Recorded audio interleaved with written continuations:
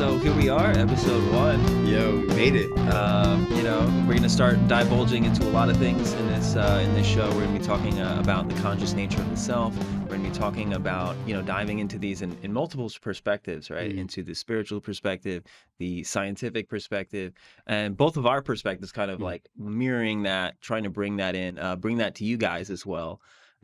So really, our goal here is to just dive into the nature of the self, yeah. to understand the self and to feel that out and understand more about the nature of reality, how we interface with it, and all sorts of things. So I guess we should intro ourselves a little bit here, Sure. right? So, my name's Tayeb. I go by Timeless Tayeb. What I do now is I am a psychic. I help people find their highest timelines. I help them heal from trauma that they've accumulated over their life, and I assist them basically in finding clarity. Because a lot of the people that I have worked with, even myself, we accumulate information over the course of our lives, and then we somehow internalize that and make that our story.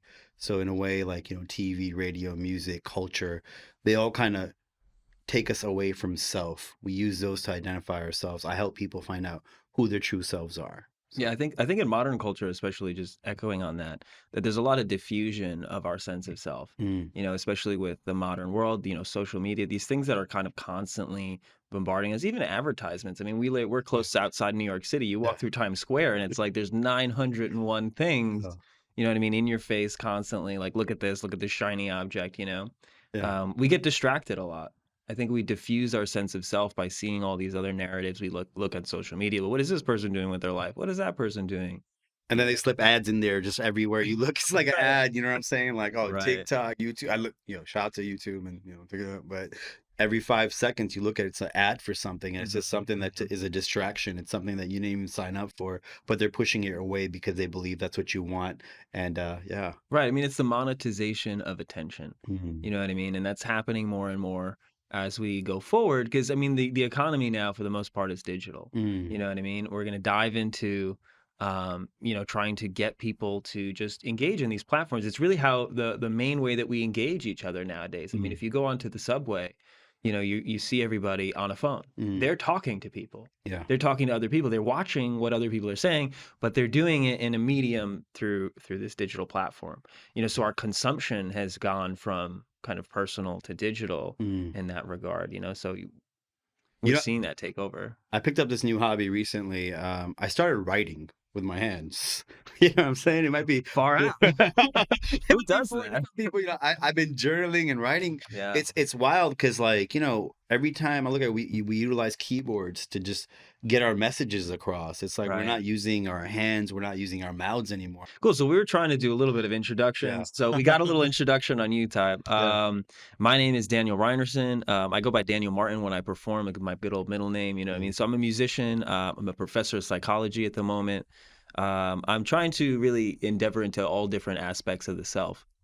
So for me, it's like mind, body, spirit type stuff. mm, I did a little bit of work into body work. I got trained in Thai massage, mm, Thai yogic therapy, neuromuscular reprogramming. So I went down that word a little bit. Then I went back to school for psychology. I was trying to dive into the mind now at mm, this point.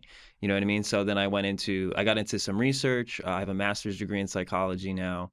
I did some EEG research, brainwave stuff. I went to one lab, I was doing some fMRI research, which is just brain scans, looking at those things, how to mm, correlate those to behaviors, what part of the brain is active during these parts of times. So definitely going to bring in and echo in a lot of that sciencey stuff, mm, trying to bring in those worlds as well as the spiritual practice. And I think the cool part about both of our perspectives that they echo each other very well. You know mm, what I mean? Like you're bringing in these spiritual things, very intuitive things, where I'm going to try to bring in the factual stuff. So mm, we're definitely going to, go back and forth a lot, mm. hit a lot of these really good avenues, and try to discuss various different topics from, these kind of multi-dimensional lens. And I think that's really important and really what helps people understand things. You know what I mean? You have to approach something from multiple different angles. That is key right there. You said Yeah, multi-dimensional because we right. forget, you know what I'm saying? Like, growing up, we go straight to school and then that formulates us and we believe that is the center of life itself. Where the truth is we are multi-dimensional and there's more than that for us to tap into. And, just TV, radio, music, they all helped formulate us, but at the same time, there's something that can be lacking from that, and you might feel something's missing. I think, as we go further into our lives, we go deeper into spirituality, and we have some sort of things that are like awakening, and just understanding more of what society is, understanding more of what people are, and understanding ourselves better. And then just as we understand ourselves better, we understand what the universe is better. Yeah, yeah. I mean, there's a point there too, like in the sense of self-identification. Mhm. Because like as you're saying, as we get older, we learn to kind of consciously assess each one of these things that we've adopted unconsciously as a child. They Mhm. say up to the year 7, Mhm. you're basically just absorbing things because you don't really have the ability to kind of like consciously, what I like to say is meta programming. It's like, Mhm. you're looking at everything that you've absorbed, and it's also hard to even realize the patterns that you have. Yeah. It a lot of times takes a external relationship with a person or a friend or something like that, for you to realize the habits, the way that you rationalize things, the way that you kind of are dealing with, even Mhm. coping with, let's say conflict. How do you approach conflict? Do you get angry? Do you get upset? Do you get sad? Are you avoidant? Are you Mhm. anxious towards it? You know what I mean? And it takes a lot of times this externalization for us to realize these internal patterns in ourselves. It takes a lot of time to do that. So friends are important, and also, everyone's a divine reflection, and that's why, like, we should take some time and just understand who is in our life and what they represent. And it could be just tapping with the breath and just like looking at them, understanding them, listening to the words. Because sometimes we just get caught up in the cycle, and we just let the cycle be what it is instead of actually taking time to define it and to come out of that. Because literally, in my current awareness, everyone in your life has a message for you. There's some information Mhm. in that. And what where life is about is really where God's accumulating information. And as we accumulate this information, how we share it with people is that's the calling. You know what I'm saying? It's like Yeah. articulating yourself, being a creative, like because now I know I'm going deep into it, but like creativity is something that they've taken out of our school systems, they've taken Mm. out of our society. It's almost Art, like music is always being underfunded. Yeah. and just think about like, the industry, I know there's a lot of things going on right now in current events, but it is a bit controlled. That's why you don't hear certain vibrations on mainstream radio or I don't, Right. at lounges or clubs. There's certain music, certain things, there's certain propagandas like, I'm not with that anymore. Right. It served its purpose, I think, for me to understand I needed to come out of that. And now as I'm out of that, it's important the words I speak because I don't agree. I don't want to say things that put me in a lower vibration or that don't have any meaning to me. I'm Mhm. saying I woke up in a new Bugatti. Yeah, You know what I'm saying? yeah. Right, Like, right. yeah. I mean, yeah, kind of this false sense of self too. Yeah. And there's a kind of, as you're saying, I mean, definitely being a musician, there is like gatekeepers in the musical industry. Mm, Um, you know, thankfully there are ways to kind of get out there nowadays. I mean, mm, for example, we're coming to straight onto the internet like via this yeah. platform, you know what I mean? So Yeah. there's ways of reaching out and becoming that, but there is definitely a kind of controlled narrative Mhm, that is kind of that is put out there. Um, and I do see that, I mm, mean, a lot of it is sexually, focused yeah. or monetarily focused, and it's Mhm. just like, sex, money, drugs type, music where, Yeah. that's cool and all, even that, like, sex, drugs, and rock and roll, you know what Yeah. I mean? There's always these common things that are just about kind of losing control in a way Mhm. too. I mean, it's like getting out of your zone. You're being overstimulated. It's not really central to the narrative of self and Yeah. understanding self. I try to, for like a majority of my life. So I grew up in Detroit, and music was quite influential. And at some point, it went from talking about what people are going through to what people should be doing, and then it was perpetuating a certain culture. And like, to be honest, I did chase that for a while. That whole, I want to be surrounded by women. I want to be surrounded by these things, and at the end of it, even when you're in it and when you go through it, it just felt empty for me. So that's why I was like, you Mhm. know what? I don't need this anymore. I just need myself. So I let go of that because, we don't only just consume with our mouth; it's our ears and our eyes and our senses. So what you're putting in is what you're gonna put out. Is where I'm at right now, and I Mhm. don't want to put in things that don't really have value. Like to me, it's an empty feeling, and Right. it's like I find that sex, money, drugs, that theme is um it's deprived of love. Yeah. And when you tap into love, that's when you're in the infinite.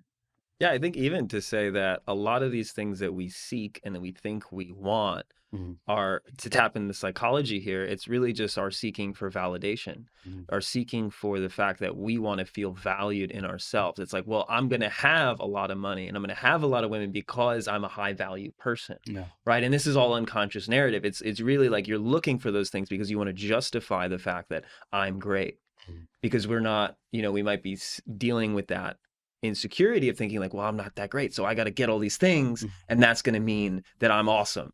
Yeah. Right. Yeah. Without having that, and it's kind of Yeah. like this, Yeah, you're awesome. right, right. This internal, external battle. Again, Yeah. that kind of reflection that's always like, we kind of need, echoing the same idea. We need that external in order to have this internal validation or this internal learning process. But as you said, when you get to that point, it's empty. Mhm. It's because it's like, wow, I never actually wanted those things. Now that I have 'em, I didn't want those things. I just wanted to feel as though I deserved those things. You know Yeah. what I mean? It's And the truth is you deserve everything in this world because it's here for you to be of service for you. With I have a son, he's 4, and one of the things I teach him always is confidence. You know what I'm saying? Because when you're confident, you can walk through society and not be worried about anything. It's just, right. it's when you're not confident that you feel some sort of feeling of lack. And that lack is what can drive people to chase things. So once you're in a frequency of, I would call it gratitude because that's like the opposite of lack to me. Things come your way and you're able to reflect and understand that like everything in your life that you're experiencing right now, it's just meant for you to process. There's nothing that comes onto your plate that you cannot handle. It's not like you need to go do something. It's just really just process information and you'll be able to find a way out. You'll be able to find a way into yourself. And as you're in yourself, you can come out of anything because we all have a divine piece of the creator in us. Our soul comes from there. Yeah, I mean, I think that's a really good bridge into just thinking about energetic practice because I think Mhm. that's definitely something that we're going to talk about a lot on this podcast. Mhm. Bringing in the mind, the spirit, and the body, and all of these sorts of things, and embodying, Mhm. even in a sense, this highest, as you like to say, the highest timeline. And I Mhm. love when you Yeah. say that, right? Getting onto the Mhm. highest timeline because that's something again that's going to bring you. Um, into the energy of what you need, right? Again, Mhm. you talked about confidence there for Mhm. a second. Confidence is a specific feeling. You Mhm. know what I mean? And feeling is directly correlated to physiology, right? In the Mhm. science, it's like if you feel love, you have higher concentrations of oxytocin. Oh, You know what I wow. mean? If you have, if you're feeling reward, if you're feeling great, right? We have dopamine, we have serotonin, all these kind of chemicals that most people are familiar with in the kind of sphere of learning about these things on the internet, right? But bringing that down too is like physiology and feeling, they directly correlate to each other. When you're excited, you have more adrenaline. Mm. You know what I mean? All these sorts of things, they're directly correlated to the blood. And a lot of things with spiritual practice, you read deep into like Hermeticism and all these things, they talk Mhm. about the blood Mhm. and the spirit is in the blood, Mm. right? And they talk about that a lot. And I think, again, mirroring just the fact that there's just these different neurochemical things, physiochemical things that are happening constantly, you know? And that explains why, you are what you eat too, you know what I'm Yeah, saying? yeah, Like, you know what I'm yeah. saying? It's like, Bringing the right yeah. minerals, mineral concentrations, yeah. Even water, right? You know what I'm saying? Mhm. Drinking real water, like, I mean, clean water. Like, I, Right. I don't want to get into topics, but you guys can look up, what gets put into our water, especially in America. I have a great filtration system, and it's actually assisting me quite a bit in clarity because as I have more water going through me, I had to let go of the sodas, which are obviously like they're horrible for you. Artificial sweeteners, there are some studies that artificial sweeteners I read recently that are now correlated to like depression and anxiety and things like that. Again, just throwing off the nervous system. Um, It's a constant attack on our nervous system. Like, yeah. they just think about the ingredients: high fructose corn syrup. Mhm. What what I'm saying, like, Well, fructose is sugar, yeah. right? So fructose and glucose, a lot of us are familiar with glucose. Mm, Glucose is sugar, which is derived from carbohydrates. Fructose is actually plant sugar. mm, So it's sugar. So high fructose just yeah, means high amounts of sugar yeah, derived from corn, but in a syrup. So it's literally like just liquid, syrupy, straight sugar, which is like, in my opinion, that has to be a drug. Like yeah. concentrated, pulled out, put into, I mean, Dude, sugar is like sugar itself is a drug. Like, yeah, it's like, addictive. yeah. It has addictive qualities to I, it. I was listening to someone talk about what it's like, like, not that we're trying to be in the drug sphere, but cocaine. They're like, what effect does it have? It's like taking an ultra high dose of sugar and just Mhm. putting in your body has that response. Right. And sugar, yeah, like I know this because I've seen one time I left my son with some family, and I came back. I'm like, I'm seeing he's wired. He's Like he's hopped like, up on sugar? and I looked at he had two Krispy Kreme donuts, and Yeah. he had just eaten just the top part of it. And Wow. he it was like Just the watching a top part. oh my god, it was like watching a gorilla come out of a cage, and I'm like, yo, what's going on? And it's like, I'm like, breathe, breathe, but it was Right. the sugar. And then he, Right. obviously he crashed, and like, yo, sugar is one of those things. Like they ban it in some places. They don't even Right. use it. Like Right. refined sugar is considered like, Yeah. Well, the yeah, problem too with sugar, again, over time, literally leads to disease. yeah, We have diabetes, right? So when sugar enters your bloodstream, glucose, for example, that enters your bloodstream. It can't stay in your blood. It has to go to cells because yeah, it's energy, so to speak. So that has to go to your cells. It has to be broken down by your liver and all of these things. And the thing that happens is when glucose enters your bloodstream from your gut, it needs to go into the cells. And the only way that it happens is from insulin, mm, right? Insulin, which is produced by your pancreas, right? So in that case, when you have this constant, bombardment of sugar, not only are you, getting all hopped up and mm, you're again creating an addictive cycle of your glycemic index, your glucose going up, down, mm, crash, high, you know yeah, what I mean? But you're also exacerbating the production of insulin. You're straining your pancreas and your liver to produce these enzymes to mm, get those things that you're just dumping into your body in high concentrations. They're already high fructose corn syrup. It's already highly yeah, concentrated, and now it's like now you got to get that into the cells, and it's like now all your organs are like, okay, yeah. it's go time. Like we think we had a huge dose, you know what I mean? Like high fructose, it's like it would be something that's in like 9 apples or whatever. I don't know Yeah. the I don't even specifics. think it's natural. That's one of the parts Yeah, like they're, it, where they're saying it's coming from, and it's a preservative, right? They use it more for preservative than for flavor. It's not like people are like, oh yeah, I'll have a little high fructose corn syrup in that. mhm, What they what they're utilizing it for is for shelf life. right. And if you really think about it, like this thing, I don't even know if high fructose corn syrup was a thing when we were growing up as children. Like I don't recall ever seeing these ingredients. And like, then we can get into aspartame or aspartame, and Yeah, saying like literally these right. things that are just they're chemicals. We're natural Yeah, beings eating unnatural things. So when that right. happens, it throws our body I off. mean, they're derived from something, but yeah, Mm, they're concentrated, they're pulled out. Aspartame or yeah. aspartame, however you're supposed to pronounce Yeah. that. A weird story where it comes from. I Yeah. was reading an article. E. coli. I think we all know what E. coli is. Mm, It's actually it's like a bacteria which grows, I think, in chicken. It can poison you. It yeah. can kill you. But it has a byproduct, which is literally it's feces. It gets rid of it. It's a Mhm. byproduct of E. coli. Aspartame is actually a byproduct of an Whoa. output of E. coli. So super weird. Turns out it's really tasty, I Yeah. guess. So why not Shoot. take it in high concentrations and Well, I've actually had people who've had they just can't stand it when they do. But once you start, so I was addicted to diet soda for a while, and right. it was like I wouldn't even drink water. I just kept drinking that because when I would drink Mhm. water, it felt so empty. Now that I'm at a point where I haven't touched soda. It's like I don't feel the need for it. But when I Right. was drinking that, man, it's so addicting too. It was like it's not. There's no real benefit to it. Mhm. And that's something you gotta think about is like, what are we consuming? Like, when, it Right. all comes back to, our mouth, our ears, our eyes. If you're gonna consume this, you should know what it does to your body. We got to be more, Yeah. Mindful. yeah, mindful. Right. 100%, man. Oh, The crazy thing too is 0 calorie sweeteners. Like 0 calories means literally your body can't use it. yeah, Like, you know what I mean? Like if it's 0 calories, that means it literally produces no energy for you. So yeah, it's like, what the hell is it? yeah. And then that means it's just gonna like, it's like, what is it? What is it doing in your body? Because calories again is a way that your body, burns energy, and it's a measure of energy. It's like how much. I think the specific metric is like 1 calorie is like how much it takes to heat 1 liter of water, like 1 degree or something Mhm, along those lines.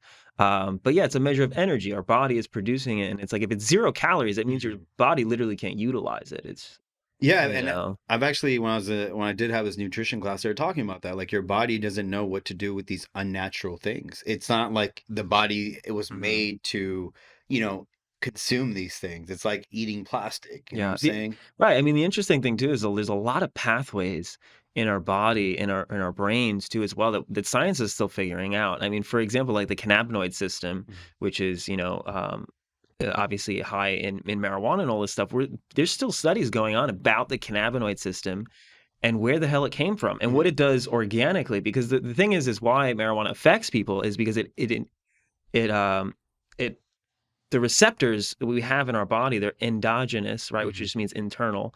They're endogenous cannabinoid systems, right? And these when we smoke, right, that chemical attaches to these endogenous, already existing internal cannabinoid systems in the body, Mm. and then it activates those systems, right? So there's all sorts of theories as to like where those systems came from. Why do we even have these systems to be receptive to these things? And some of the theories say that like cannabinoid systems related to pain mitigation, Mm. internal pain mitigation, or like natural opioid effects too, because it's like we have endorphins and things like that. We need to ignore pain at certain points, right? It's Mhm. like, let's say you're running from a lion and you hurt your leg. It's like you can't stop and be like, Yeah. oh, my leg hurts, I got to stop, Well, there's one right? You time. have to ignore that and you got to keep running, right? Yeah. So we have internal systems for that, but it's interesting that we have these different chemicals and different things that are kind of spiking online, these Mm. different, systems that we're still figuring out the true nature of what their purpose is. It's interesting. The human body is the most amazing body on earth, I guess. Well, actually, What let me about say, dolphins, man? I mean, Dolphins are gonna be listening to this. They're gonna be mad. They're gonna be like, "Yeah, we're cool too, man. yeah, Like, they're what the gonna need hell?" sonars and the radar, whatever you want. Owls, yo, Yeah. you got a whole owl, like an owl's emailing you right now. Like, what the hell do you mean? Mm. You guys are the no. Which you know what? That actually brings up a this podcast is a universal podcast. We talk about everything and anything, and you know, talking about animals, they're all amazing. There are attributes in animals that you can look at that are just so amazing, and we are the same. So like when you see an animal, let's say like you look at a gorilla, you know what I'm saying? You see its strength, you see how it lives, how it's actually intelligent. You know, that's a big myth too. As we're growing up, in America, when we talk about animals, it was like you only see them in a zoo and they're this and that. Yo, animals are amazing. Like, there are people who actually go amongst animals, sit Mhm. amongst animals, like interact with animals, Right, and they're not getting harmed. It's the energy and the vibration you carry. right, Not telling you to go out in a safari and go chill in front of a lion, but my whole point is it's not as like they're these wild, savage things out to get us all the time. Actually, yeah. I just got back from Mexico and there's a crocodile in the water. And this woman dropped her phone in the water Oh, and the crocodile's right there. oh my God. My dude just hops out of the boat while the crocodile's there and just goes and grabs the phone, brings it up, motors his boat closer to where the woman was, handed it to her, and that was that. And that like, the Wow, crocodile was chilling. wow. Other people like, oh my god, it's a crocodile. You know what I'm Right, saying? right, Like right. it's just yeah. I mean, interesting too, like how we portray animals in the media, even like, for example, like something like Shark Week. No. Like we all watch Shark Week, and the only thing we want to see is like the shark Yeah. eating things and Yeah. like jumping out of the water and getting seals and all that stuff. You So want yeah, it. right. Well, we glorify Uh, these kind of attributes that they have because we don't have them, yeah. maybe, right? But yeah, we try to always make it like smash bang boom, Yeah. American media type stuff, and it's like Yeah. in reality, the animal's like that's like 0.1% of its day. You know Yeah. what I mean? It's like it might bite something once or twice, but for the most part, it's sunning itself. Like Yeah. that alligator comes out of the water, it suns itself and then chills in the water. And You know then, what I'm saying? He's on vacation. you You know know, what I'm saying? The crocodile's like, I just got away from my right. family. I Just mean, he chilling doesn't in have a the- 9 to 5. Yeah, You you know know what I what I'm mean? saying? It's not like he's No. rushing. He's not getting Yeah. in the car to rush to work. I mean, he doesn't have to get his morning coffee before he gets it. You might get mad. In You want line to for talk about freedom? Starbucks.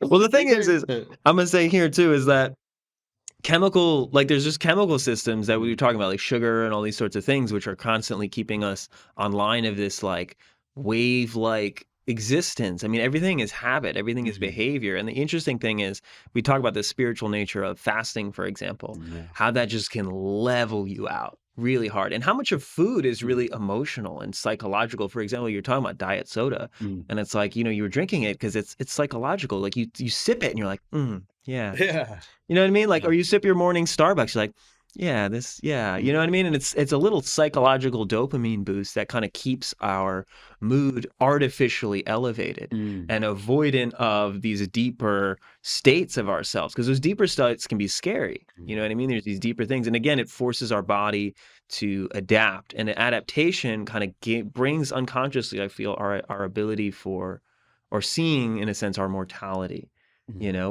which is scary. It's like, it's, if I don't have that, boost here, all of a sudden your body now, if we get off the glycemic index of glucose and sugar, Mhm. it's like now we have to go into ketosis. Our Yeah. body has to burn fat, and burning our fat reserves, evolutionarily speaking, means that Mm. there's no food available, right? And which kind of makes us go into panic mode a little bit, but also at a 36, I think it's a 36-hour mark, Mm. brain-derived neurotropic factor, which literally makes the brain grow, and Mm. like neurons like grow and build upon the body. But that's really high at the 36-hour mark. It's multiples of what it is in the body naturally at 36 hours of fasting. So it's like, what is that function? When you say 36 hours Yeah. fasting, is that like just completely no food or no water either? Water might be allowed. It's to the point where there's no glucose, there's no fat, there's the macros. You know what I mean? Water is probably allowed Mm. in that regard. I think it would be a not necessarily just dry fast, but also wet fast Yo, obviously I'm thing. interested. I'm gonna try this mug out. You know what I'm saying? Yeah, I yeah. might come back with a bigger brain, guys. Yeah. Yeah, but it's interesting, all Uh, these adaptive capacities that the human body has, and also like with Western science, how much we're really negating a lot of these things that are spiritual practices. For example, one of the big things that blew my mind when I started digging a little deeper into the neuroscience stuff, um, was that because there's a spiritual practice of alternate nostril mhm. breathing, right? Yes. Unilateral nostril breathing, I believe they call it in the West. Mhm. But they started actually studying that, and ancient yogis, which again probably wrote this down like 5,000 years ago, Yeah.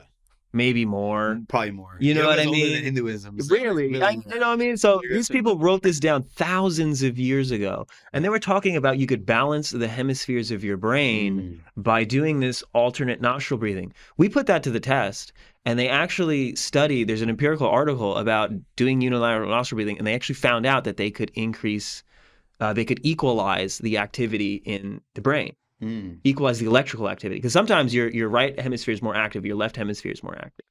Obviously, language is lateralized on the left part of the brain. Mm. So when we're thinking linguistically, when we're thinking with words, it's very left-brained, right? And this is where a lot of the iconography comes from, or left brain versus right brain.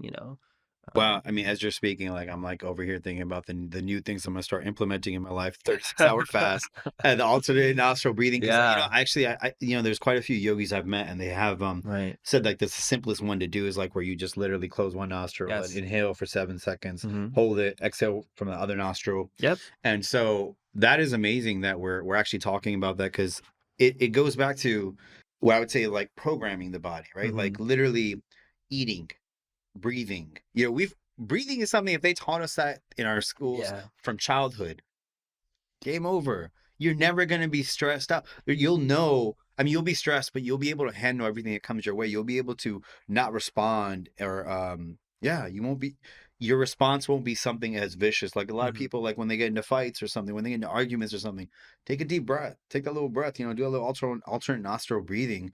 It'll center you, bring you back to equilibrium. You'll get your right and left hemisphere Hmm. balanced out. Hmm. Hmm. Um, and then whereas we were talking about fasting, I just want to bring that up is like, that's another thing. Is like our culture is based off of food. Yeah. Breakfast, lunch, and dinner. Those are like the staples for you don't even know what time it is, but you'll know it's breakfast time, lunchtime, or dinner time. You know what I'm saying? Or there's always room for dessert. I don't want to get into someone that used to say it to me like, no, there isn't always room for dessert. But Right. the that's that's something that should shift. It's cyclical. And I mean, a lot of the food habits we have, I think, are marketing for the most part. Yeah. Like the egg and bacon kind of Shoot. thing with the Yeah. morning, you know what I mean? But honestly, what I've been reading a lot lately, I mean, intermittent fasting, they've done studies on intermittent fasting, and then they Mm. they restricted the um amount of calories that it was a rat study, right? Because Mm. most science is done with that.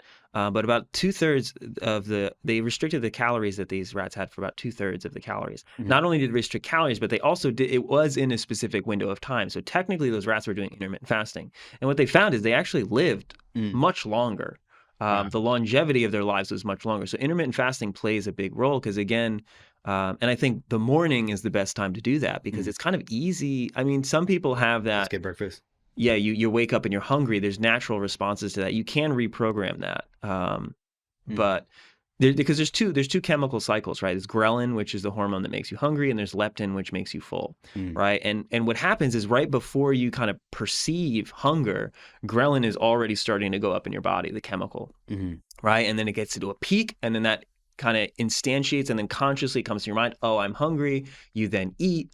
And then as you eat, right, you get full, your body, again, the whole thing happens with your blood glucose, whatever. Leptin is released by the fat cells in your body. And then when that comes in high concentrations, that signals us that we are full. It's all chemical. It's all chemical signals. The interesting thing is that when people start to reprogram this, when they start skipping breakfast, initially you still have the same ghrelin spike. It still goes up, right? But then if you don't eat, right, it'll come back down.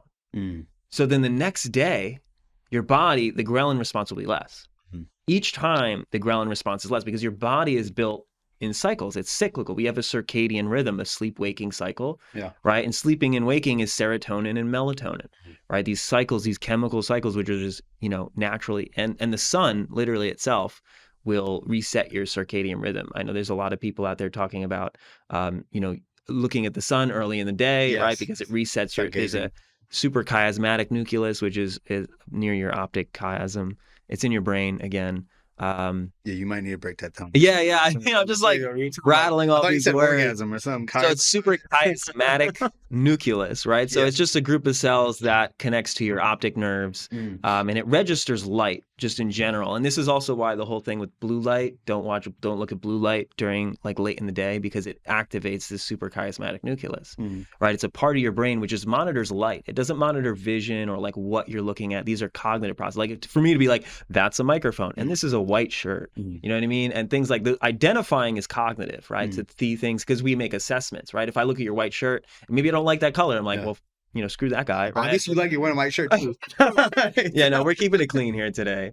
But you know what I mean? Like in terms of like judgments, we make judgments about what we see, like in terms of aesthetics and things like that. These are cognitive processes. But this nucleus deep in the brain, the suprachiasmatic nucleus, is just registering the amount of light, and that's it. That's its only job. So it sets your circadian rhythm, your sleeping and waking cycle, based on the amount of light which is present.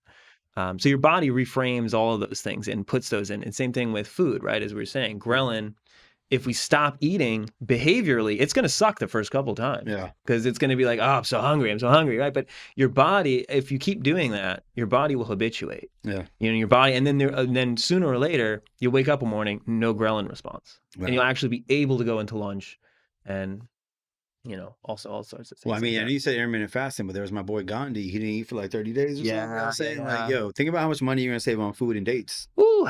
Yeah. Yeah. You're not spending any money. Yo, he was like, yo, he didn't eat for 30 days. He didn't grocery bills? Yeah. Nah. He didn't have a wallet. He just like was wearing like a little towel. You don't got to go to the grocery store. You know what I mean? Like you don't got to cook. That's a lot of work. Your whole social life changes. You know what I mean? You stop eating for like, what I'm saying? Like, very true. Yo, and then that's when you figure, to be honest, fasting is something that I am fascinated by. And I'm glad we're having this conversation because, there's a lot of energy we put into things that don't serve us. Yeah. And I'm not saying food doesn't serve you, but the pattern itself, look at why you're eating, what you're eating, what is it really giving you, right? It comes back to those ingredients. If you take a little break from that for like, let's just say 36 hours. Right. See what you see. A day and a half. Yeah. Yeah, a day and a half. And honestly, I can tell you right now, like, it'll be cosmic shifting for me because I spend a lot of energy on food, thinking about it, talking about it, like ordering it or making it, or like the dishes, or like getting the grocery. Like, yo, forget that for a day and a half. You know what I'm saying? Like, and wow.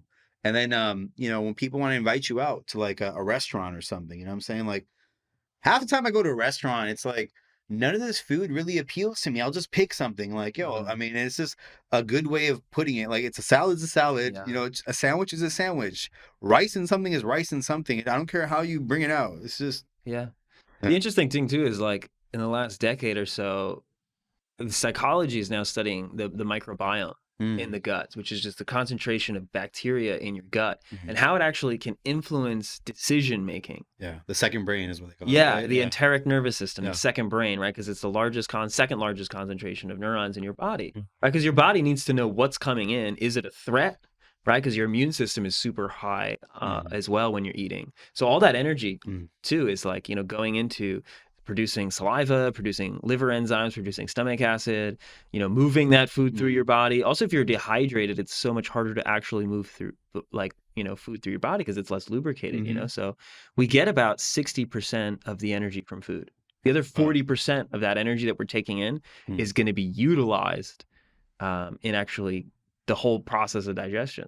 So it's Digestion is one of those processes that, like, obviously, some things are a lot more difficult for our body to break down. So, like mhm, chicken, meat, and these things. I'm not telling you to go vegetarian, guys. I'm just saying it takes a lot more energy to break down those foods, and it is tiring. That's why you see, like, I don't know, people are like, oh, Thanksgiving, the calories are, like, catapulted. That's why everyone has right, that hangover the next day. And I think there's a lot of things that they're putting in their body, but, like, ultimately, turkey is does take a lot more time to, like, I mean, more energy right. to burn. Right. I mean, you have to break it down more thoroughly. Mm, You have to break it down and then reconstruct it into something that your body uses. You know, if you're making proteins, right, your mm, body needs basic essential amino acids to make those proteins, right? The thing is with a meat source, mm, it needs to first break down those large amino acids, break down that meat source into amino acids, then recombine them. The thing is if you're eating plant-based, mm, a lot of the plant-based have these essential amino acids in them already, and then there's no breakdown process. It's literally just a right. recombination process. So it's kind of half the effort in a Mm, way. But you do need to, if you're vegan, or for example, you need to cycle through. I think it's about the 12 essential amino acids your body needs. mm. And go figure, rice and beans has like 9 out of the 12 Wow. that you need. Yeah. You know what I mean? So then, okay, not then incorporate spinach and broccoli and whatever. But you need to cycle through those 12 amino acids. Yeah, I just want to say, everyone listening, you're welcome. Right here, what I'm saying? You got the keys to life right here. What I'm saying? My boy just broke it down. Nutrition, sun, fasting, what I'm saying? Yeah, Like, you yeah, do these things, your whole life is shifting. I already see it. What I'm saying? That's why I do. I see these shifts. I see your highest yeah. timeline, and we can all benefit from that. Yeah, so a lot of these things are like built into habit, you know what I Mm, mean? So when we observe these things, as you're saying, fasting and all these different practices, they come down into, because if we look at even our world is cyclical, day, night, mm, seasons, right? All these things, our bodies are constantly shifting and being, you know, um, I think being in sync with those things is really important, mm. you know? Yeah, and when you talk about habits, it's interesting. When we rise, when we wake up for work, a lot of us, we're not we're more reactionary than what's the opposite of that, I guess, actionary. I don't know. When you're setting up your day, it's like that's the most that when you rise is the most important part of your day. It's when you're really setting the tone for the rest of the day. Right. There used to be a time like I would just hop out of bed, hop in the shower, put on a suit, Yeah. go get a coffee, whatever, and just rush my ass to work. So, oh, rush to work.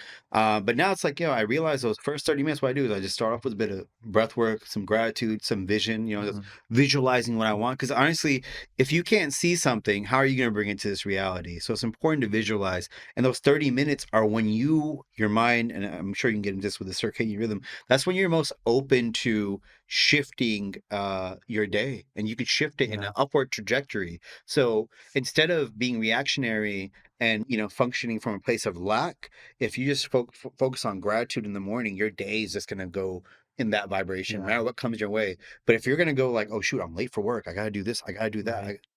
it's just Yeah, no, it's interesting too. I mean, the fact that we literally use alarms to wake up, like the fact that you're waking up alarmingly, yeah. you know what I mean? Like, just doesn't seem good for your body, in Yeah. that sense. No. But yeah, it leads to adrenaline and all these other chemicals, which are corrosive Mm, to the body to some extent. I mean, they have their uses, but when they're in chronic use, and this is a big thing with, like, stress, honestly, in this country is like the number one killer. yeah. You know what I mean? Because they're chronic, and that's the problem. It's like Mm, we have stress, and a lot of times in the West, the hard part for us is that we don't have practices to de-stress. yeah. A lot of us, I mean, we get overstressed, and it's like, what do we want to do? We want to go out and drink Happy with our hour, friends. You know what I mean? We want to birthdays. go out and do these like things again, which we're consuming extremely acidic, dangerous chemicals as well. But we need to find practices that are beneficial to the body. Again, coming back down to source energy, as you're talking about the rising, right? In the Mhm, morning, it's like the most important thing, because your brain is literally at like lower brainwave states. mm, It's easier to kind of imprint information, right?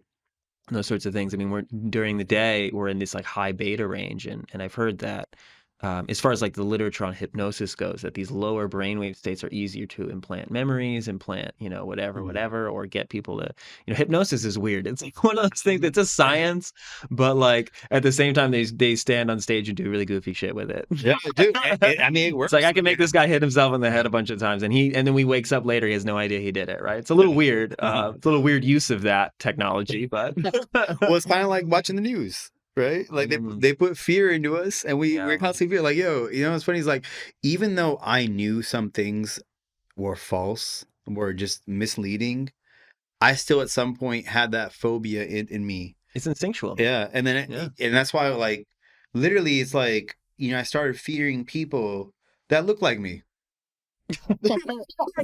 Right, right, I was like, right, what the fudge? As I turned off the news, I got some of my sanity back. You know what I'm saying? right. I started realizing like, look, it's all. They used to have this word PP, which is planned programming. I mean, you guys can look this stuff up. I don't want to go down that rabbit hole, but like, Mhm. what is TV actually? It is this programming that's there for you to like, you know, Tell a vision. yeah, tell a vision, like literally. So how about instead of tell a vision, you tell yourself your own vision. You find out what your vision is, and that's where that rising Right, routine comes in, those habits. And I mean, I like how you said that. Like in the West, we don't have these, these instinctual things. Like I do not, yeah, not once in my experience through from kindergarten through high school through some college through other schools was there ever like, hey, let's take a break, let's take some breath, let's do some breath work, let's do something to like center ourselves. Instead it was this like, we gotta do this, we gotta learn this, we gotta learn right. that, you know what I'm saying? Go to math Yeah. and Exactly. then go run a mile Yeah, yeah, and then go to English class, write a yeah, paper, and then go learn about Christopher Columbus and the Civil War and don't talk about JFK yeah. or Nixon Yeah. or any of modern. What bothered me about history class, just we're gonna go down that rabbit hole. We'll talk about that for years. But like, there was no reflection Uh, on modern day things. I mean, I'm sitting here learning about the Civil War in eighth grade, in mm, junior year college. I mean, junior year high school. You know what I mean? I learned about it in fifth grade. mm, And it's like it's just this constant reiteration of the same things. And it's like, well, what about modern politics? What about the last 50 to 60 years that sets the pace of the modern economic climate, the political climate? Like, what I mean? What happened in these things? Where was the, trajectory of our society and our civilization? And you look at the history of civilizations, like his civilizations live, I don't know, 200 years. Like, I mean, with a point, like maybe a couple thousand. I think the Romans were like 1,000 or so years, and then yeah. they fell. You know what I mean? And it's just like, Empires. I yeah, would say. there's a whole thing on like the history of empires, and y'all Yeah, can Google it. I'm sure you guys have like 7 tabs open by all the stuff we've talked about yeah, right now. yeah, But yeah. it's interesting. And history is one of those things. It's written by. The victor. I mean, Yeah. yeah, the people who own the books, who own the Right. industry. I mean, we call them victors, but in truth, they just had more connections in academia. You know what I'm Right. saying? A lot of Right. these institutions. I don't want to like go. I mean, now we're there. So like, literally, they write history. I mean, Hmm. bookkeeping, all these things. That's why there's a lot of oral traditions that are passed on. I've been Right. spending a lot of times with like natives, and even my dad used to tell me stories. When I say natives, people who are indigenous people. I'm saying indigenous people from all lands I've communicated with. There's stories that are passed on orally, even in Hawaii. I didn't know this, but like they pass on their traditions orally so that it can't be shifted, because like when anytime you've seen these cultures that get conquered by other people, the first thing they go and do is burn their books. Yeah. Also, they outlaw their Practices. traditions and Yeah, practices. yeah, Drumming was outlawed in South America. yeah. Wow. In Brazil, they had fighting styles they like that their military did. They banned those, and Yeah. then that's what made them make capoeira, because Wow. capoeira is a dance, Mm, but it's their fighting style. It's disguised as dance so that the British, or I think mm. it was the Portuguese, right? Portuguese, yeah. Yeah, yeah. So they outlawed that, so they made capoeira to make it into a dance so that they Mm, could still practice these things, mm. but disguise it so that it wasn't military, it wasn't training. Wow. I mean, you see that all over the world in the history of colonization, all these practices. And it's hard now because I think our generation is now trying to come back to these things of like coming back to the land. Because Mm, prior to that, our previous generation was just capitalism, growth. I mean, especially in America, it was mm, just like, how do I make the most money? And everything's mm. bigger, faster, more, and we got desensitized. Chasing things. Yeah, Yeah. yeah, yeah. And you see people come to their end of their lives, and they're like, wow, I wish I spent more time with my family. And I wish I, Mm, valued my time more. I wish, because we're constantly on these slaves of cycles and, and as far as all these internal rhythms we talked about with food and things like that, but it's like, all these external gratifications, even that we started this episode with, you know what I mean? How we're constantly chasing those things and moving after those things. It's just, come back to self, guys. Come back to yeah. center. And I think that's the point and Yeah, there's so much to echoing our touch on. podcast here. Yeah. Self is the most important word to ever utilize. Who is self? What is self? You should figure that out for yourself, who you are. I will share this with you is like, I grew up in Detroit. Money was something always that like I was just like, oh yeah, I want this, I want this, I want this. Primary incentive. Yeah, primary incentive. Like I was want to get Yeah. out. I just want to get out of my neighborhood. I just want to get out of this and get out of that. Not saying I want to go back there, but what I'm saying is like each time I got to those like goals, I did not even have the chance to reflect to see like, oh, I'm here now, I'm Right. here now, I'm here now. Right. Instead it's an endless chase, because like when you want that 50K, then you want 100K, then when you're in 100K you want 150K, when you're 150K you want 250K, when you're at 250K you want 500K. It's just an endless thing. Yeah. Like, that's what money is. I'm not saying it's not great. Yes, you should tap into it, but the most important thing that you can tap into is you. And when you're tapped into you, you get clarity, you get focus, you get vision, and then you embody self. Mhm. Otherwise self is a bunch of programming from external factors. Yeah. Yeah, no, definitely. It's really interesting too how you're talking about this constant chase, you know what I Mm, mean? Like we do really embody that here in the West and especially outside New York City here, yeah, we're about to hustle. yeah. You know what I mean? You gotta hustle. You gotta have 7 jobs. You gotta do this. You gotta get that. Where's your side? You know what I mean? Like you gotta have your side business, your thing, this. It's so ingrained in our culture, and if you don't, adhere to that, it looks like you're slacking, right? Whatever, Yeah. whatever. And the interesting thing too is just the importance of leisure, because a lot of times the best ideas that you have come to you when you're relaxing, when you allow your mind to just relax. And this is just to even bring this in is that like Einstein Mhm, had these thought experiments where he would just sit mhm, he would just sit and like think about what it would be like to do this. Like one of the things he talks about is like, what would it be feel like to travel at the speed of light? mm. And he had all these experiments and he came up with relativity and all these other theories because he would just sit there and think about it. Not, like writing, not I love working, that. but just sitting and contemplating and letting his mind go into these organic states and Mm, bring in, these kind of things. And even the person I think who invented benzene, which yeah. is like it's literally a carbon ring. And I Mm, forgot what its uses is in industry, but there's a story that the guy who came up with benzene, it's a carbon ring. And he had a dream mm, of a snake biting its own tail. yeah. And then he thought that, oh, well, what if the carbon was in a ring? And then I think he synthesized it's something like that. There's along the stories. You guys should look it up. Mm, But came from a dream, wow. came from these reticent thought processes, and we're constantly in these fight or flight states. We're using our cognitive facilities, but at the same time, it's like when you're rushed. Imagine being rushed every decision you make. You're gonna make mistakes, I lived life that way for so long. right? Same. I mean, I think I'm still living life that way. To Yeah. be Time to honest. time. A Yeah. lot of us are, you know what Yeah. I mean? And it's like constant growth, constant this, constant that. Even same thing with the economy. It's like, well, the Mm, stock has to go up. yeah. If the stock doesn't go up, you know what I mean? Whatever, whatever. And here's something that I really want to touch on too is that if the only thing you're focused on is growth constantly, what is the one thing in nature that always keeps growing? That grows and grows and grows and forever? Trees. It's cancer. Oh shoot. Cancer, tumors Mm-hmm. just grow. Mm, They're not connected to the body. They just grow and grow and they lose the signaling to communicate with the body. mm, And they just grow and grow and grow and they literally end up killing its host. Right? Because it's just unchecked growth, mm. constant growth. And this is the kind of mentality we have in the economy and ourselves. And it's like, we need rest points. We breathe. Imagine we're breathing in and we're just like more air, more air, more air, more air, right? We pop. We got to breathe out. You know what I Yeah. mean? So it's crazy, but Yeah, I'm glad you brought that up because, like, fasting, right, Mhm. is so important. So, like, it's like I'll just use eating example. You keep eating and eating and eating. At some Right, point, what's gonna happen? You're gonna be unhealthy. You're gonna right. like, I'm not gonna say you're gonna die from overeating, but the problems that you'll I have. mean, You you know what I'm can. saying? You Yeah. literally can. All right. No, but like, but when you start to, yeah, man, I appreciate that because like Yeah. balancing yourself out, it's like grow, sit with it, grow, sit with it. You know what I'm saying? That Mhm. reflection, that taking a break from the chase, taking a break from these things.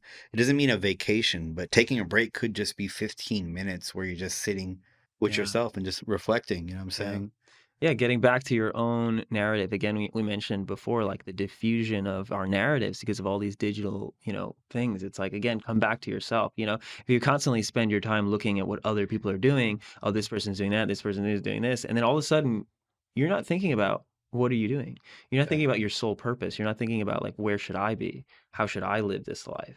I think back then, I mean, and it's not even that far ago, but like the 80s, the 90s, even the early 90s, it was Yeah. like people were able to be in their house and just sit there Yeah. and Yeah. just be in their house and nobody bothered them. Yeah. You know what I mean? And nowadays we have this like the Oh, world is at your fingertips, but also like that is scary being left to our own devices in that regard. But dude, junk mail, like sometimes I'll check my mailbox. I'm like, what is, yeah. I remember like my mom they used to get letters Mhm. like from people, like they would write letters because communication was different. A card then was a great thing. Now you get cards from every single business that you've ever Yeah. been to. It's like, oh geez, you're being bombarded with that. And then when are you in your own energy, right? I do want to circle over to like I used to spend so much time on sports. Like Mhm. I knew everyone's stats.